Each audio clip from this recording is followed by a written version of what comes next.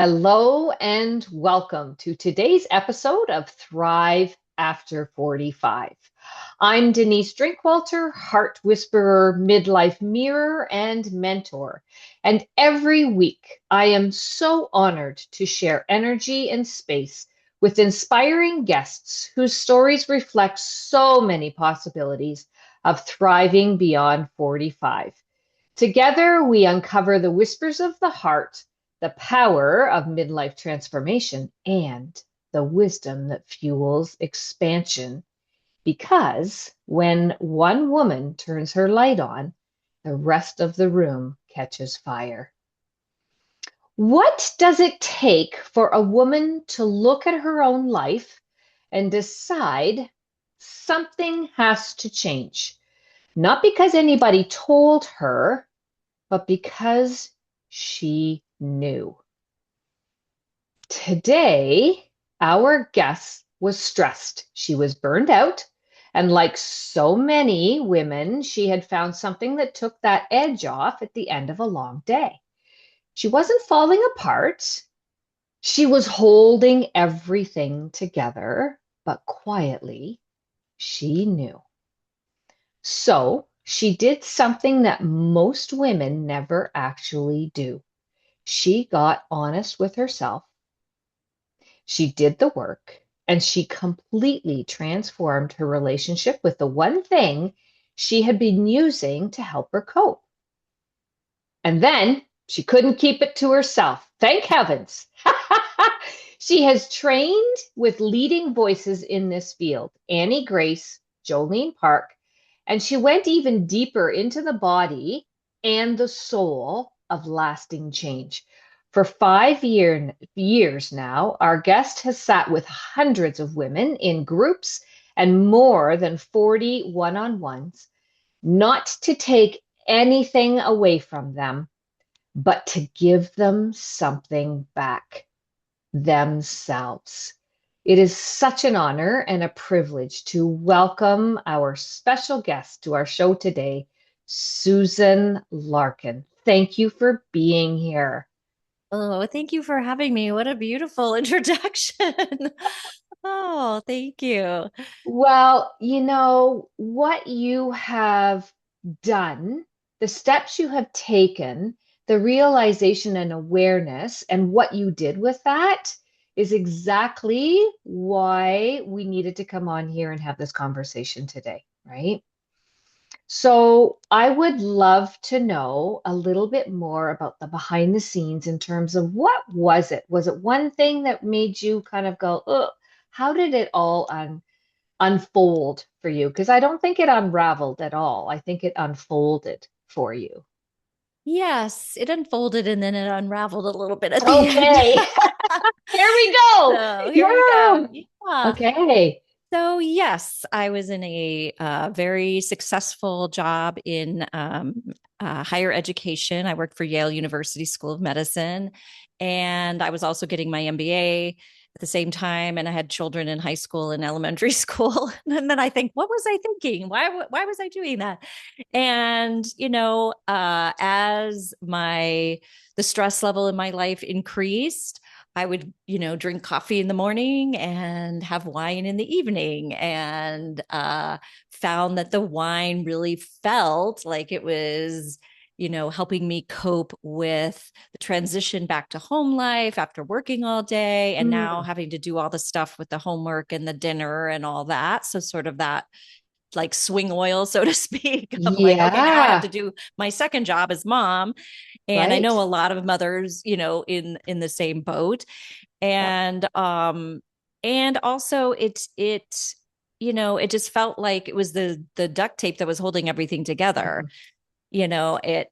I never had a problem with alcohol earlier on in my life. We Mhm. very rarely drank when my children were younger. It really started with this more intense managerial position in higher education. Mhm. And at the same time, like I said, getting my MBA, having the kids, just too many plates in the air. Like you said, I Mhm. was doing all the things, Yeah. and I'm a high achieving type A person. So I'm like, go, go, go, go, go. And then I Yeah. don't have any way to put the brakes on. So, from Mm. what I know now as a coach, I know that I was using alcohol to regulate my nervous system. I was, Okay. it's Ooh, say that again. I like that. Say that again. That'll land. Yes. Yeah. Well, now that what I've learned, which I didn't know at the time, is that I was using alcohol to regulate my nervous system. We either Mm. use it to upshift, like, okay, I need some more energy. I've got to get through the rest of this evening, or to downshift, like, okay, I'm on the couch and mom has her wine. And that means everybody go away and leave me alone. Yeah. So, Yeah. yeah, yeah, Interesting. yeah. When did it come to your realization, or did you think about it and then just hide it? Like, no, that's not really what's going on. Like, I can just see a variety of people listening in the audience going, oh, how do I know if I'm doing that? I don't think I am, right? And then pushing it away when in reality, maybe we are, right? Yeah, well, I think in our society, in some ways, we've normalized over drinking Mm, to a certain extent. And at the time, and this was in the early 2013, 14, hmm the dietary regulations were, no more than 7 drinks a week for women. And I knew I was over that. So, I mean, I'm Yep. a smart Yep. woman and I was like, I'm over Sure. that. So I better pull back. But as I started, and what's so interesting about alcohol, and this is as Yes. you start to try to maybe manage it and control it, it seems like hmm it actually gets more out of control. Oh, Yeah. Yeah. It's interesting. like the more, it's like what you resist persists, as I think Mm. Tony Robbins says. And so as Yeah. I was resisting it and like putting in my diary, okay, I had 2 drinks tonight, putting it in my fitness pal, but fudging the numbers because they're, especially with wine, it's a 5 ounce pour. And if you're a Okay. wine drinker, girly like me, Yep. a 5 ounce pour is like, okay, at a restaurant, you'd be like, keep it coming, buddy. Like that's pretty chintzy for 14 Right. bucks or however much that glass of wine is. And certainly Right. at home, I was not pouring a 5 ounce pour, but I was still considering it 1 glass, 2 glasses. So when you Gotcha. look at, the amount, hmm I was tricking myself. So Mm. yeah. So I was trying to control it. I was looking at it. I was making rules like only on Fridays, Saturdays, Yes. and Yep. making rules around my drinking, only to drink more maybe on Friday because Okay. I'd Yeah. lasted the whole week and now it's like, finally, it's It's your Friday. reward. Yes, it's a reward at the end, crawling to the finish line at the end of a hard week. Yeah. And then, I just noticed that I just didn't have I personally didn't have an off switch. And I work with a lot of women who recognize hmm that are like, yeah, once I have one, I want to have two. And Yep. then you just want to keep the party going, and then you want, then two turns into three. And Right. that's not anything wrong with you. So I just want to start by saying Okay. that Yes. Good. that's alcohol. Yeah. I don't think we are not taught that alcohol is an addictive substance. It's always drugs and alcohol. And I think we also think that there is normal drinkers. There's only two Mm. categories of people, normal Yes. drinkers and then problem drinkers. And that's Right. not true either. And so the Okay. alcohol is an addictive substance. And the more you drink, the more you want to drink. It creates a thirst for itself. So it's not a person problem, it's a substance problem. And it's not, there's only, not, there's normal drinkers. Normal, what does that word even mean? Normal Right. drinkers or problem drinkers. It's actually on a spectrum of, Okay. maybe every now and again drinker, and then, a regular drinker, and then, and then it goes darker and darker. Sure. Sure. Yeah. Yeah. Yeah, but most of the women I work with are in that Yep. very middle section of, well, we're not really an every now and again drinker because we pretty much drink every weekend or three hmm nights a week, 4 nights a week. Some people drink every night, but they only have 2 glasses, whatever. Right. That's, more on this end of the spectrum. But the problem with alcohol is that as you continue to drink, like that, I won't say Yes. normally, Yes. there's Sure. no Sure. normal. Yeah. Yeah. It just continues across the spectrum. The spectrum only goes one direction. Usually it doesn't go Okay. backwards. It goes, if you're continuing with the substance. Right. substance in your body. Yeah. Right. So does your body tune into the stress? Are you training it to tune into the stress? And that's the antidote when you Uh, drink? oh, that would be the trigger. Yes. Like it would be a Okay. cue, like, oh, I'm stressed. And because I've drank when I've been stressed before, that would Right. be a cue. And my brain, I've taught my brain, oh, when you're stressed, we do this. And Right. so it's just a habit. It becomes Yeah. an automatic pilot type of thing. And that's how our brain works is we create these associations. We Mm-hmm. create actual habit loops in our brain. They're actual things like Mm-hmm. little highways that run in our brain. And so that's why it can seem like an automatic thing. It can seem like in the Mm-hmm. morning, you're like, oh gosh, I drank too much last night, you know, and I'm not Right. going to drink tonight. And then you get Right. home from work, you put your purse on the counter. It's 5 o'clock. It's Friday night. You grab the Mhm. bottle, you're drinking a glass before you even realize you're doing it because it's an Right. automatic behavior that Right. you've created in your life. Unknowingly, right? That Right. Of course. created this. Yeah. Yeah. And that's Right. where I found myself. I found myself being drawn, being Yeah. pulled towards having that drink on Friday and Saturday nights and feeling uncomfortable when I chose not to Mm. do it, feeling deprived when I chose not to do it. And Interesting. yeah. And Mm-hmm. so at the time, I worried about that. I Mm-hmm. thought because I was from that mindset of there's only two Right. camps, there's normal Sure. Yeah. drinkers and there's Yeah. problem drinkers. And I thought, oh, well, if I'm struggling with my drinking a little bit or feeling, sometimes drinking when Right. I'm not going to or making rules and then breaking them, Breaking them. Yeah. am I in this camp? And I was Right. terrified of that. I was like, Sure. and so I kept what I say trying to get back to quote unquote normal. And that's what really kept me stuck instead of going, Ah. what's going on here and investigating.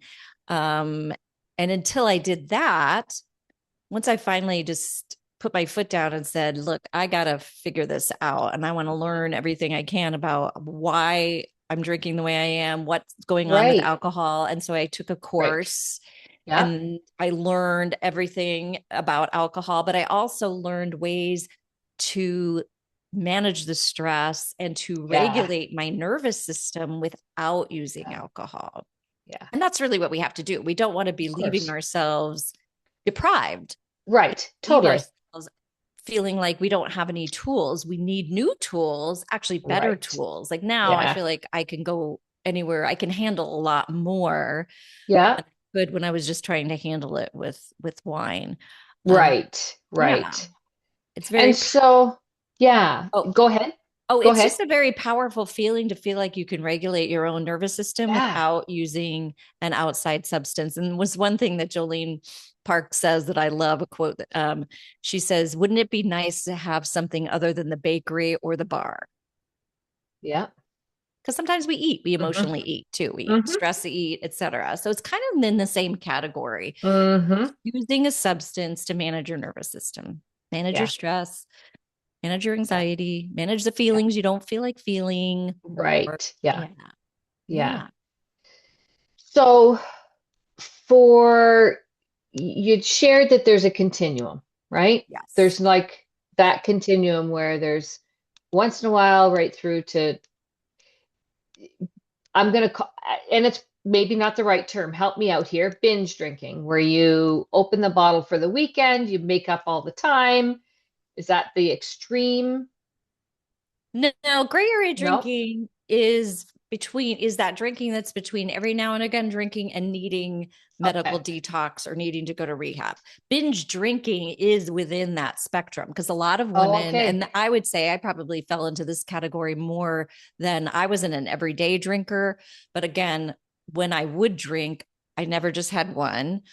Right. And sometimes that one turned into three or four. And then that would be considered binge drinking. Gotcha. Okay. Yeah. Okay. So someone that just drinks on the weekends but over drinks, um, it would be considered still a gray area drinker. Yeah. Okay. Okay. So is there a definition of what is gray area drinking and why is this relevant to women who want to thrive after 45? Yeah, yeah. So that's the definition is exactly that. We had Jolene Park on our podcast. It's the Sober and Lit podcast, episode 73. And she defined it on our Oh, podcast, which good. is it's that gray area between every now and again drinking and needing to go to rehab. Like you cannot stop. Gray area Right. drinkers usually can't stop. We stop for a while. We've taken 30 days. We've done dry January. Okay. Yeah, yeah, yeah. I took it off for Lent all the time. We just don't Yes. stay stopped. And when we go back to drinking, we usually go back to the same drinking patterns as we had Okay. before. So that's the definition of gray area drinking. Why it's important to women over 45 is, well, our lives are stressful. A lot of us Yes. are starting to use alcohol or wine or have, always had been a social drinker, but then now find ourselves in a situation with either maybe empty nest. Yes. A lot of women find, and I think this was the case for me too, is dealing with some of the symptoms of perimenopause and menopause. Mm, We start to yeah. feel like we need a little more relaxation. We're a little more stressed out, Yep. and we turn to wine for that because we're like, oh, well, it helps, it helps relax me, which is actually not true. We could get to that. Oh, That's a myth that we can okay. bust that alcohol actually is a stress reliever. But and I work with so many women. We call them accelerator events, which Mm, is where something changes in your life. hmm. Like for me, it was that high stress managerial Yep. position coupled with MBA, coupled with Yeah. many other perimenopause at the time because these women are like Yes. between 45 and 50. Um, Yep. or it could be divorce. Divorce is a Yep. big one. Big one. Yep. Death of your spouse, empty nest, I think I mentioned. Yes. Yep. Retirement. Hello, now Yeah. you can drink at Yeah. noon and nobody cares.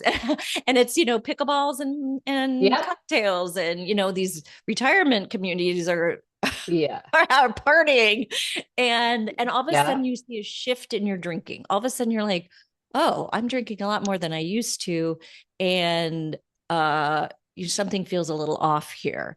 And so it's Mm, just creating awareness around that. But yeah. also, what's really important to me Yeah.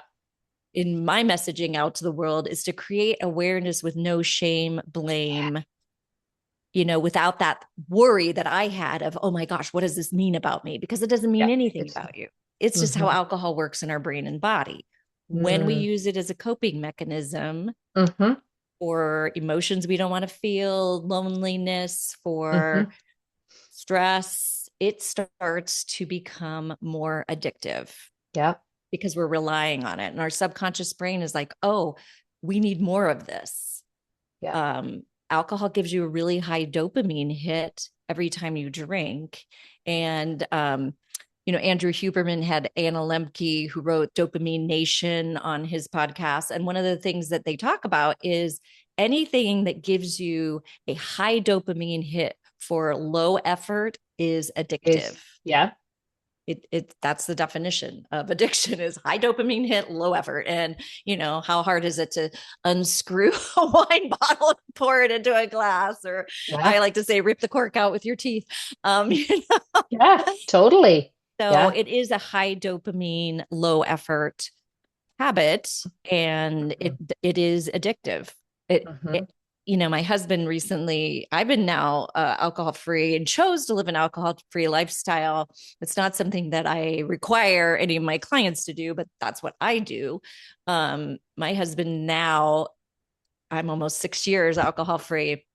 And this past February 8th, right after the Super Bowl, my husband has not drank since then. So Okay. he's finally kind of coming around to wanting for the health benefits, for the sleep benefits, for he's Yeah. working on his weight, he's working on his health Mm-hmm. goals and fitness. Mm-hmm. And he's like, there's just, yeah, it's not serving me. But Yeah. There you go. yeah, he also mentioned though, he goes, how come we don't learn that alcohol is addictive? How come we don't learn this? Well, I can guess why we don't learn it because then there's going to be a huge impact to that industry where we're not buying it anymore, right? So yeah. Right. Yeah. It's like Yeah. follow the money as with anything else. Yeah. And who's telling us that we need alcohol to have fun or that we need alcohol for every celebration? We must have champagne and Hmm. all the ads. There's been a lot of, subliminal messages our whole life Hmm. around alcohol and hmm its use. And so we have a hmm lot of beliefs, thoughts and beliefs around alcohol that Sure. we believe, We you we're know, weren't yeah. instituted by us, right? As individuals, right? Yeah. Yes. Yeah. Or your family of hmm origin Yep. that make it Yeah. harder to even think about taking a break Yeah. or even looking at your drinking. Right. Exactly. Yeah. Yeah. Yeah. Let's circle back because you did say we'll get into that, where you were saying the idea that a drink of alcohol will make us more calm and subdued and help us just get through and just relax. Yes. Well, so it does, it probably does calm you, but I was saying in relation to is it a stress reliever? Okay, So, yeah. so the way that I coach, and this is hmm from the This Naked Mind methodology, is we want to look at is the external evidence, like the science, and then your internal hmm experiential evidence to see is something true. We're always taking something that maybe we believe Nice. and being Yeah. curious just to say, well, is this really true? hmm So, the external evidence around alcohol being a stress reliever is that alcohol is a stimulant. It's this unique drug that's a stimulant and it's also a depressant. So, our bodies, when they're trying to maintain homeostasis, hmm because of the depressant nature of alcohol, releases adrenaline and cortisol in order to maintain homeostasis, which adrenaline and cortisol are stress hormones, Right. stress neurotransmitters. And so then that is why we wake up with something, that maybe people don't have a word for, but what we call is anxiety. You wake up with a little bit of a Mm, hangover and anxious, or you wake up at 3 a.m. dehydrated and your heart is mm, pounding and you're feeling kind of anxious. hmm And the unfair trade for that is that the calm or the euphoria, the buzz that we like lasts about 20 minutes. mm, The anxious feelings and the other chemicals that are poured into our mm, body last like 3 hours per mm. drink. So then, Gotcha. every drink you have, you're Mm, compounding that. So the truth or the external evidence is alcohol does create stress in your body. So then it creates this anxiousness that then oftentimes you find the next day you want to relieve with more alcohol. right. Right. Yeah. So that's Yeah. how you get into There's this this. vicious cycle that I felt like I was Mhm. in. It's like you wake up anxious, going, I'm not going to drink. And then by the end of the day, you want a drink because partially to relieve the withdrawal symptoms from alcohol Mhm. leaving your body and to deal with the anxiousness. You're more anxious Right. Right. because of Yep. those chemicals in your body. So that's the internal experience. So then we want to say, well, how do you feel when you wake up in the morning? And, "Oh, yeah, I feel more anxious." And so we want to Yeah. look at those kind of things. And as you do that, you can start to change your brain and go, Mhm. oh, when I'm stressed out, maybe a drink isn't the best thing for me. Yep. Yeah. Yeah. So, I mean, it is a depressant and it will shut off your prefrontal cortex basically, and it Mhm. subdues your central nervous system. Mhm. Um, so, but is that really what you But need in those moments? right. Do you need to be turning your brain off? When Yeah. maybe you could problem solve, and there's so many other ways to actually relieve Absolutely. stress in a Yeah. more positive way. Yeah. Well, and in ways that will give back to you, which will be Yes. a longer term impact instead of this roller coaster up and down, right? A short Yes. hit for waking up with more anxiety. And I love what you're saying around there are so many transitions that hit as we hit our midlife years, right? And you've Yeah. mentioned a majority of them. And they are things that, yes, we kind of know about, but until you're in the throes of it, you have no clue until it's hitting you. And then you're like, whoa, wait a minute. Why am I crying? I don't know. What's going on? Right. And so, what you're sharing is so valuable because it allows us to tune back into ourselves. A, know that we're not alone, right? I think that's a huge piece for the women listening to our podcast. Listening helps us understand this is not you on an island. It is not that you are alone. And that's why these conversations are so important because it helps you see, well, I didn't realize that that's what alcohol does. It actually creates a necessity in my body because of the way that it mimics and tries to help me see this is what you need, and this is what you need, and it's not you. It's what the alcohol it does. So give yourself a break, ladies. It's Yes. okay, right? Yeah, you're. Yeah. Mm-hmm. And that whole idea of being normal, that's what finally set me Yeah. free is learning the science. Is like, Mm-hmm. wait, my body is behaving normally in Yes. response to an addictive substance. Oh, now I don't have to try to get back to being normal. I can just say, okay, I'm here. What do I want to do about it? Yeah. It's not my fault, but now it is my responsibility to decide Yes. what do I want to do about it? How do I want to handle this in my life, and what Mm-hmm. do I want to change? And like my, like I said, my husband, was like, it's just not serving me. It's not, Yeah. Yeah. and Exactly. explore that. And you can Yeah. explore it without saying forever. You can just say Yeah. for now. You can just Yeah. explore to see, well, how do I feel when I don't have alcohol in my system on a regular basis, and take a Mm-hmm. 30-day break, but take a break and not just hold on tooth or nail or white knuckle it. Like, take a break and learn about your own Yeah. habit, learn about what are my drink cues, what are, what do am I using alcohol to solve? We call it, what are the jobs I'm giving alcohol? And then when we fire alcohol from that job, what are we hiring instead? So breath work. And it sounds crazy because people are like, oh, honey, if I'm stressed out, breathing is not going to help me, like, a glass of wine. But when you try it, you have to try it to see. Yeah. Yeah. I have clients who are like, oh yeah, the breath work works great. Once I do the breathing, I feel so much better. Go for a walk.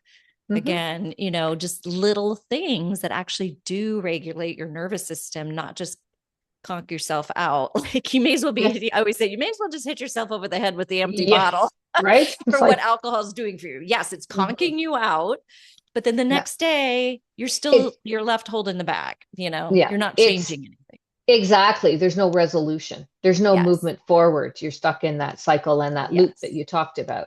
Yeah. It's very interesting. I'm smiling as you're saying, you can do some breath work and you can go for walks. And last night we had a room of our own where we just opened up the doors and women in midlife years enter and we just come to be.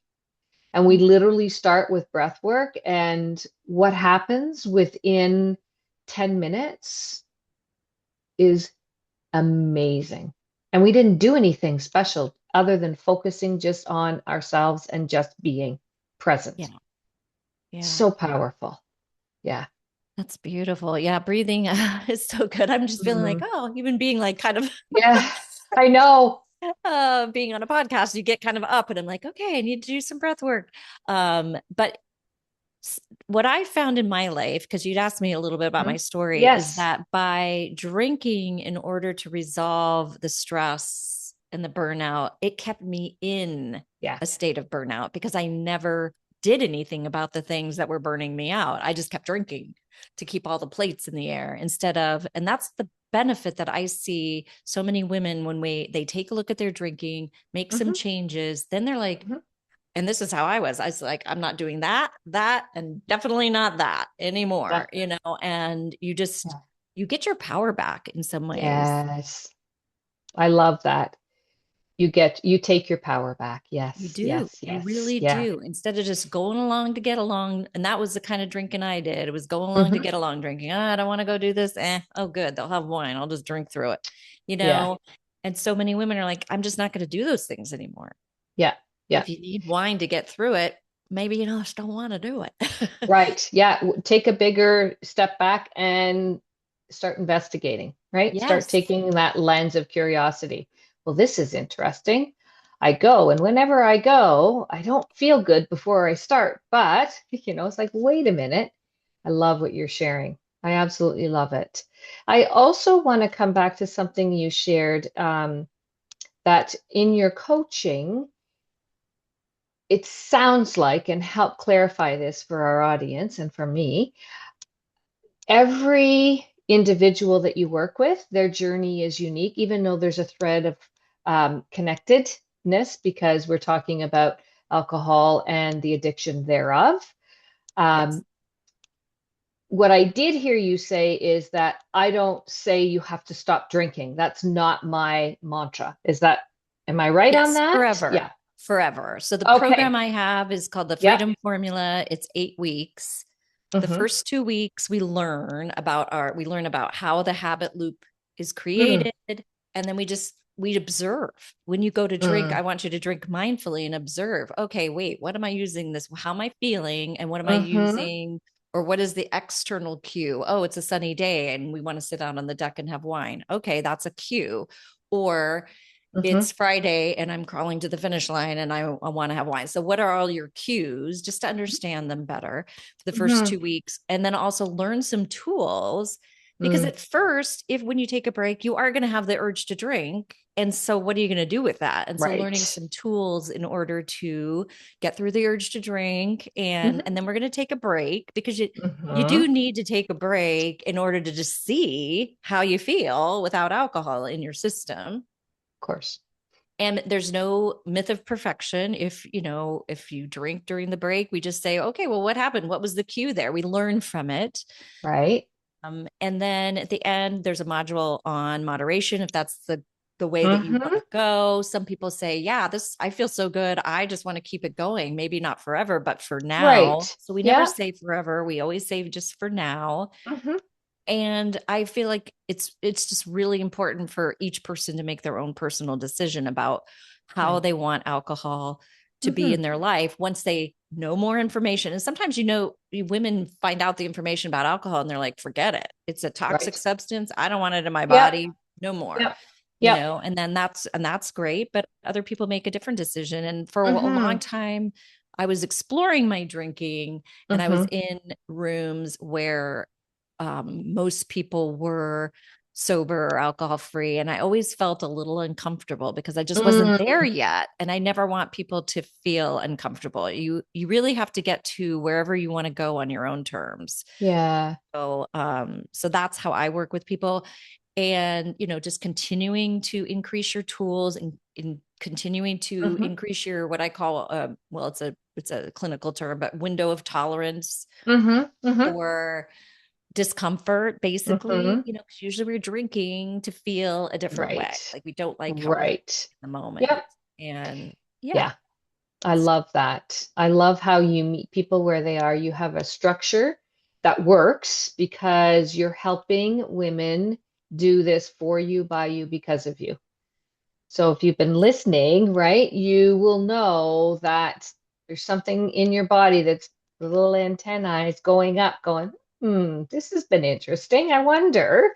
And that's your private journey, right? That's for the Right. listeners to be able to go, okay, hmm, how do I find Susan? Well, and you can find me at my website, which is susanlarkincoaching.com. And what I have there is a free resource for you just to, Mm, it's called Skip the Sip. And it's just a way to take one night and take it mhm, one night off drinking. mhm. And I call it Skip the Sip the smart way. And I use the SMART acronym. We all know Yep. what that is, from Yeah. our careers. Yeah. And so I use the SMART acronym to give you 5 steps in order to give you some tools Oh, and sort of a nice. plan for you to Yeah. skip the sip for one night. That's it. So if Yeah. you're not, but I want to challenge you, if you're like me and Yes. more of a Friday night drinker and like skipping the sip on Tuesday would be no problem. I Yeah. would say try skipping the sip on Friday just to see how, Yeah. try it on a night that will be a little bit of a challenge, Hmm. or practice it on Tuesday and then try it again on Friday, Nice. and just try it one night and see how it feels for you to skip the sip and to understand a little bit about your habit and to take a little pause between the putting your purse and keys down and grabbing the wine bottle and Hmm. seeing if you can, in that pause is where Yeah. we get our power back. Mm. Love that. In the pause, you get your power back. Love Yeah. that. Yeah. And who doesn't want that after everything else that's unraveling as women in midlife years that we've talked about, right? Yes. Because Yeah. everything seems to be, it's like the knitting, and the cat has found that thread at the end and they're just yanking. You're like, no, spent so many years putting all that together. And you're like,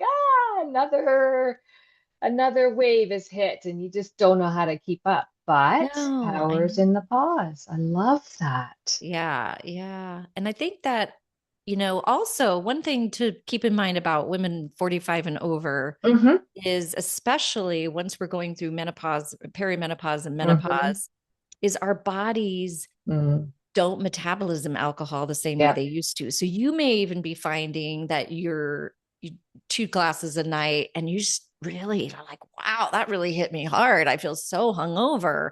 Mm. The next Yeah. morning, and it was only 2 glasses because our bodies as women, number one, we Mm-hmm. don't have the same enzyme in our liver to break down alcohol as men do. Mm-hmm. And we start to lose our water as we get Yeah. older. And so the alcohol is hitting us in a higher concentration in our body. So it can also just be you just don't feel that good Yeah. anymore. And that's okay to also take a look at your drinking, Yeah. just go, I just don't feel that good.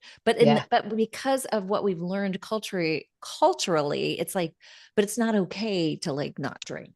That's Yeah. weird. No, And it's yeah. it's not weird. There's so many No. more people not Mm-hmm. drinking than you realize. They just, Yeah. don't have time Yeah. for that crap, Yeah. Yeah. or Exactly. Yeah. Making and decisions, right? Making decisions based on what's best for you. And there's nothing wrong yeah, with that. yeah, As a matter of nothing. fact, yeah, as a matter of fact, that's what we encourage because we're coming back home to ourselves, right? Yes, so beautiful. Mm-hmm. And then I find, and with like in my life and clients of mine, Mm-hmm. once you start to get your power back and you start to feel good and you start to get out from under kind of a little Mm-hmm. black cloud that alcohol kind of puts on your life just because of the Mm-hmm. depressant nature of it, things just open up. And I find they just start doing amazing things. They write books, they change jobs, they, like I said, say I'm not doing that anymore, and their lives just take off. Yeah.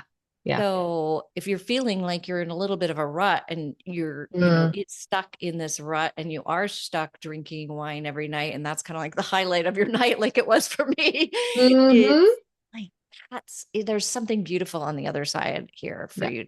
It's not Yeah. just exploring, it's not just removing something, it's actually what you gain on the other Yeah. side. But Love I that. it's uncanny how this just seems to work in so many women's lives. Yeah. Um, Well, so and great. what's coming through for me is that everything has its timing. And I think even our connection and I was like, Susan, let's get you on the podcast. This will be an important conversation for our guests, right? For our listeners. And it's exactly what's happening is there's so many things and you can get weighed down by it all, or you can take a step forward. You can listen to what we've been talking about and go, you know what? I want to try what she was referring to and trying one night and see what happens. I want to explore that just because I want to, just because I want to. What's one night, right? And What's one night? so, right, try it, see what happens. And all of that information will be in our show notes. So, Susan, what an incredible gift you are bringing to the world.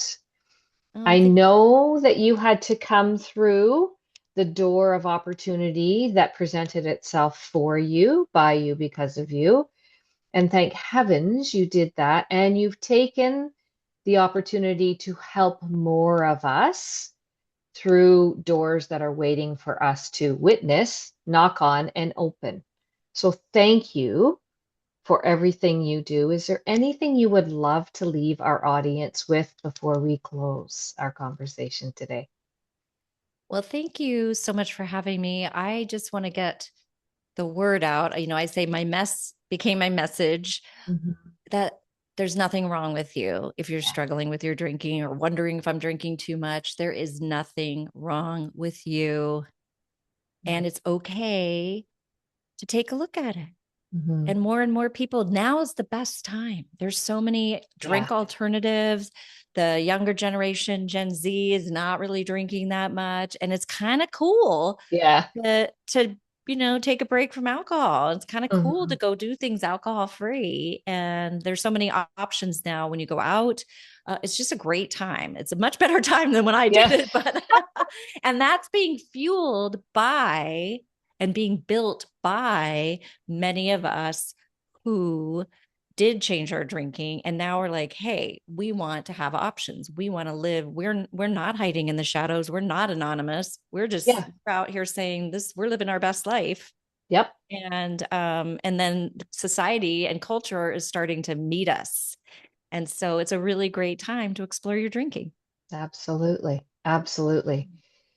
Thank you so much for everything that you have shared. Before we close, I do want to share something gently and very clearly.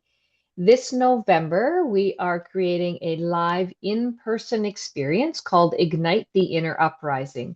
It's a 2-day immersive gathering for up to 1,200 women in midlife years. And this is going to be phenomenal, where women are going to step into the room and they are going to put down what doesn't serve them anymore, as we were discussing, and they're going to just be and tune back into who you are as a person without all of the extra angst and heaviness that we carry day to day.